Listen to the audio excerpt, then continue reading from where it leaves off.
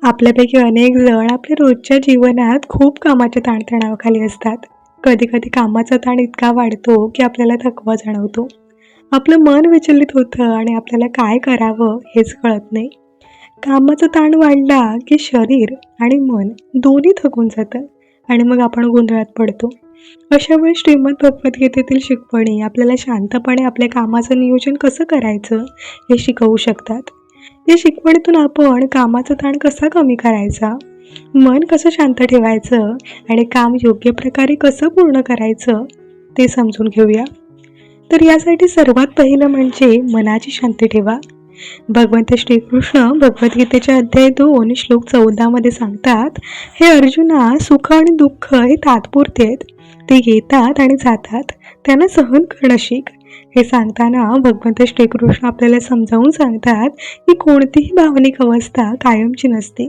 त्याचप्रमाणे कामाचा ताण देखील कायमचा नसतो.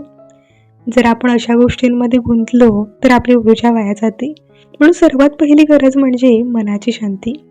उदाहरणार्थ कल्पना करा की तुम्ही एका शांत तलावाजवळ किंवा समुद्रकिनारी बसला आहात. तुम्ही त्या पाण्याच्या लाटांकडे पाहत आहात. लाटा येतात आणि जातात, पण पाणी तसंच राहतं.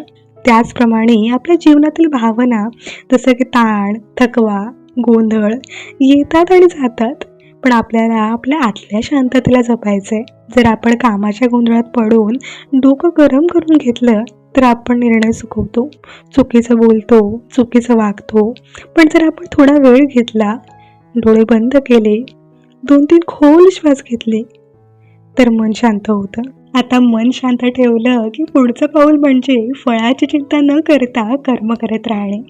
भगवंत श्रीकृष्ण भगवद्गीतेच्या अध्याय 2 श्लोक 47 मध्ये सांगतात, अर्जुना, तुझा अधिकार फक्त कर्म करणे एवढाच आहे. कर्मफलाचा तुला अधिकार नाही.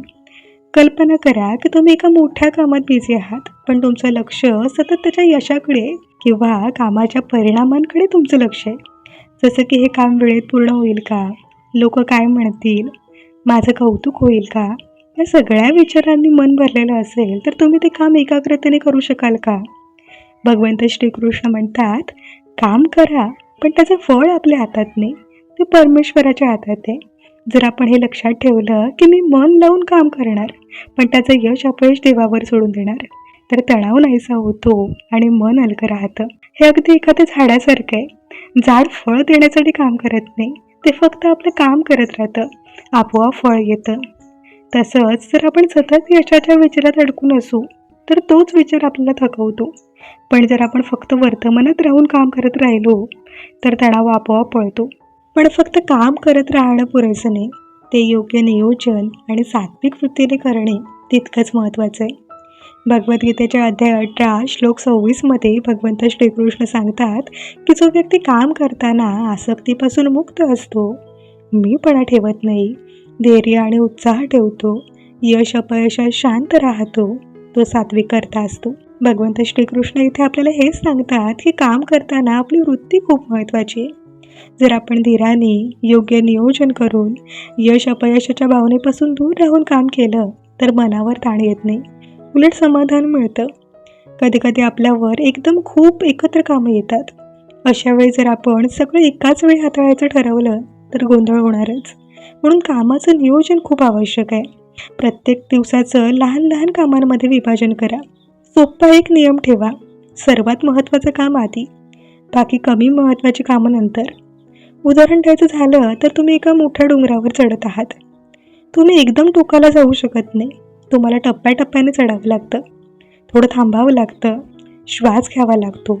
तसंच कामंही एका टप्प्याने एक एक पार करायचे असतात. सकाळी जेव्हा शरीर आणि मन दोन्ही ताजेतवाने असतात तेव्हा तो वेळ कठीण कामांसाठी वापरा आणि उरलेली कमी महत्त्वाची कामं नंतर पूर्ण करा. असं शांतपणे नियोजन करून मनाला स्थिर ठेवून काम करणं हेच खरं सात्विक कर्म आहे. आणि हे सगळं शक्य होतं जेव्हा आपण स्वतःवर संयम ठेवतो. भगवंत श्रीकृष्ण भगवद्गीतेच्या अध्याय 6 श्लोक 5 मध्ये सांगतात की स्वतःचं उन्नतीकरण स्वतः करा. जीवात्मा स्वतःचा मित्र आणि शत्रू आहे. म्हणजे जर आपण आळशीपणा, गोंधळ, भावनांचं ओझं आणि वेळेचं गैरव्यवस्थापन याला आपलं जीवन चालवू दिलं तर आपण स्वतःच आपल्यासाठी अडथळा होतो. पण जर आपण थोडं शिस्तबद्ध झालो, म्हणजेच ठराविक वेळेला उठलो, कामाची यादी केली, वेळेवर झोपलो, तर आपलं मन आणि शरीर दोन्ही आपल्या हातात राहतात. हेच आहे आत्मसंयम. स्वतःच्या विचारांवर, भावनांवर आणि कृतींवर नियंत्रण ठेवणं.